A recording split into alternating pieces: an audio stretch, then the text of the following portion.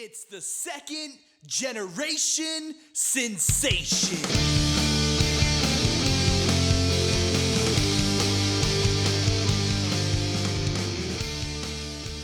Hey guys, what's up? It's Brian Hardy, and we're going to do another chapter from Wrestling with Life, Rocking All Night, the Brian Hardy story, a tale from the stage to the ring and behind the curtain. We are now on chapter 4. Be sure to go to Amazon.com, pick up your copy today. I greatly appreciate it. That's it. All the love and support. You guys rock. Thank you. Here we go. Some of you might find interest in this one. This one's called Chapter 4, Backyard Wrestling. Everyone in the neighborhood liked wrestling. Did they like wrestling like I liked wrestling? I'd say no. But it was the boom of the Attitude Era that we grew up in. Every kid my age wanted to grow up to be Stone Cold Steve Austin, a beer-drinking, foul-mouthed, middle-finger-giving wrestler that got to beat up his boss. Who wouldn't love that? Me. In my earlier years, I grew up on Hogan, and Bret Hart was one of my favorites. But in the Attitude Era, I was a Rocky Maivia fan who later went on to become one of the biggest actors in Hollywood, The Rock. I was also a really big fan of D-Generation X and still find it completely hilarious that I was 7 years old in 1997 telling people in my school to suck it and doing the crotch chop with it. I can remember teachers freaking out and telling us we couldn't wear DX shirts to school. That was totally true. I'm sure many of you could probably relate to that, honestly. We needed something to do after school, though. We really did try our best to get a match in during recess, but the school had a strict policy on not touching each other, and it was not any fun to air punch your opponent. Did you all ever air punch here? Like, you know, the post is here, and you're taught in wrestling to, like, literally make contact. But back in your backyard wrestling days, you'd be, like, here, and your friend would be right here where this pole is, and they would have to sell that move. Yeah, that was kind of crazy. So air punching was totally out. I also had already had a super scary first grade experience years before. A kid named Ann was teasing me. He was saying that what my dad did for a living was fake. That is one thing that I gave my mom credit for. She taught us at a very young age that wrestling wasn't fake. The people really did get injured, and that my dad had injuries as well. It was scripted, and the F word wasn't really something that was said in my house. So anyway, this kid is making me mad in first grade on the playground. So I said to him, "Is it fake? Let me see your arm." He gave it to me. What an idiot. I grabbed a hold of his arm so hard it began to twist to the point where I could hear something snapping. He was screaming bloody murder, and the teachers on the playground had to escort me to the principal's office. Thank God for little favors. The principal, Mr. Sharkey, who was actually one of my favorite principals, was out for the day, and I was to see the assistant principal to have a talk about what was done. I couldn't remember the lady's name, but I will always remember her face when I explained, like an adult, why I could not allow that boy to call pro wrestling fake. I was protecting the family business for a long time before I even had to. With the look of shock on her face, she did call my mother to have a talk with me when I got home, but she sent me back to class and I was not getting suspended. Every time I saw the kid after the altercation, he never even looked in my direction. And yes, he was wearing a cast when he came back to school the next day.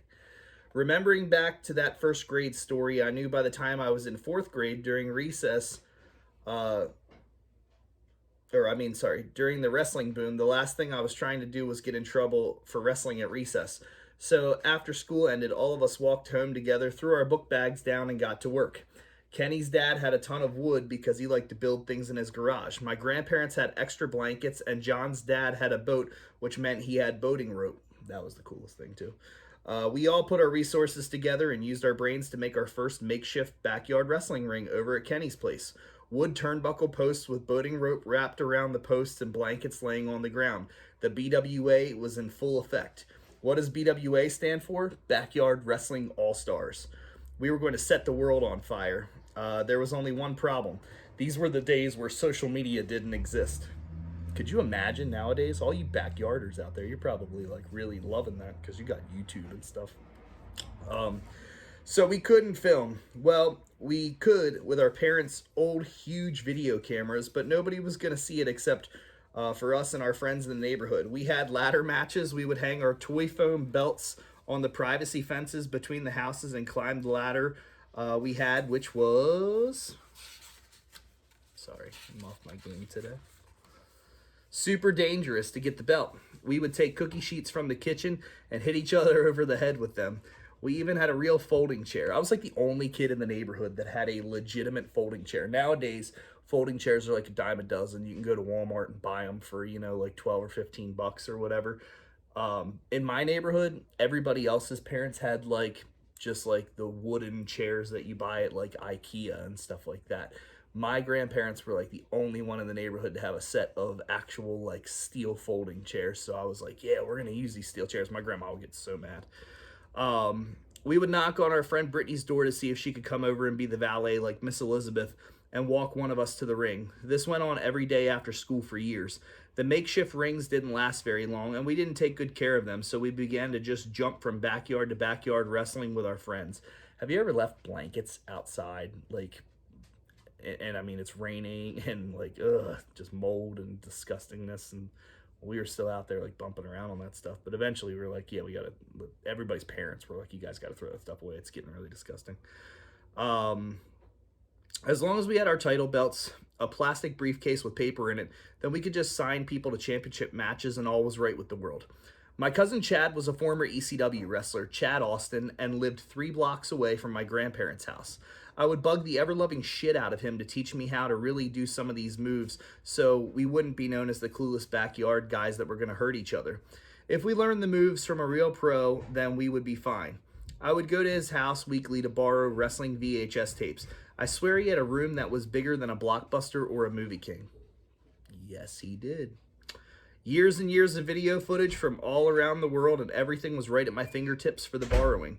Long before a WWE Classics on Demand or a WWE Network was around, Chad was introducing me to stuff that nobody else even knew of. I would beg him to take me to the real wrestling school he would train at, but my mom would never allow it. She did not want me being in the wrestling business, let alone even backyard wrestling. I was walking back home one day when I crossed paths with a kid that lived 4 houses down from my grandparents. His name was Johnny, and I don't know what the original deal was, but the guy just didn't like me. I was a ton of things as a kid, but a wimp was not one of them. I would egg him on every single day because I knew he didn't like me. I remember kicking the piss out of me on multiple occasions. One story I remember very well was that he was in middle school when I was in 5th grade. I was walking to the elementary school with a few friends from the neighborhood, and he was standing at the bus stop waiting to catch a ride to the middle school. He had something hot in his hands. I don't remember if it was coffee or hot chocolate. I went up behind him and kicked his backpack, which made the steaming hot drink go all over the front of his chest. He did like one of these numbers, like that was pretty bad. He chased me 2 blocks on foot and then beat the ever-living shit out of me. The book is going to be all over the place, and the funny part of that story is little did I know that years later Johnny would become my right-hand man in the band, the Midfields, as the guitarist, and one of my best friends. I do love you, Johnny. What Johnny didn't know was that I was a wrestling fan much like him, and that soon we would start a friendship and a bond over just that. I was walking down the street one day, and we were going to set up a really big WrestleMania-style backyard show. We were video recording as much as we could because we had some wild idea that we could get on public access. I swear in like the year 99 and 2000, everybody that was my age thought like, we're going to have a public access pro wrestling show. Like we're going to do backyard wrestling and all this other stuff. It was kind of crazy. Some people did have public access shows back in the day. I think that's what gave me the idea is I'd see like, little like things that, later on came out on like news segments and stuff like that where kids were like backyard wrestling and putting it on public access. So I always thought we were going to go that route. We never did. We didn't, but we ran with the idea forever. Anyway, Johnny was standing in his yard as I walked past thinking he's going to find a reason to kick my ass today. He didn't, and I couldn't tell you why. What I did see was an Undertaker shirt that he was wearing. It wasn't the Dead Man. It was a Biker Taker shirt. You like wrestling too? Which he responded, yeah, I love it. And I don't know how, but something just clicked between the two of us. I got a show that I'm doing right down the street with some of my buddies. It's going to be crazy. We have a ladder and a chair and even a belt. To which he said back to me, what do you guys use for a ring? He was a few years older than me, and I didn't want to blow any coolness that I may have had with him, and I wasn't a liar either. The ground. We wrestle on the ground. He responded by saying that he had a trampoline that we could use if he could be in the show too. Bam! We were really kicking now. We could have a little bit softer of a fall when we would bump each other around, and we would have a place to store our weapons. WWF had hardcore matches where the wrestlers would grab weapons from under the ring. Now we could grab weapons from under the trampoline. Johnny was in the BWA. For the next few years, that is what we did every day. We would meet at his house after school, and we would book our cards and film our matches. I would take them to my cousin to watch. He was super cool, but we were kids. He didn't want to hurt our feelings or crush our dreams, but we sucked, and there was no way around it. There was no story being told. We were just beating each other up with weapons and doing flips. He would come over to the trampoline some days and try to lock up with us and show us a few basic spots, but we were too young to get it and way too young to care. One time when my dad was in town for my brother's high school graduation, he came by and watched us on the trampoline while I wore his WWF Executioner outfit. Some of those days were literally the best days of my childhood. We all had so much fun together, and we didn't realize that one day some of us would grow out of the backyard wrestling phase because girls were starting to be a thing. Music was really starting to be a thing, and the idea of starting a band was really starting to be a thing. John was the demise of the BWA, and it wasn't on purpose. He was wrestling with us and broke his ankle on the trampoline, and Johnny's mom put an end to wrestling.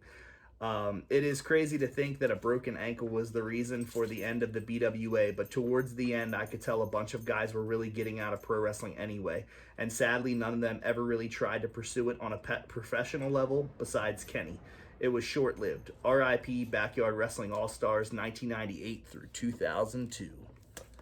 All right, guys, Wrestling with Life, rocking all night, the Brian Hardy story, a tale from the stage to the ring and behind the curtain. Be sure to pick up your copy right now on Amazon.com. Thank you guys so much for the love and support, and be sure to check out the new episode of Brian's Wrestling Collection that I just posted. I'm going to try to get a lot more content out this week, and until the next chapter, see you later.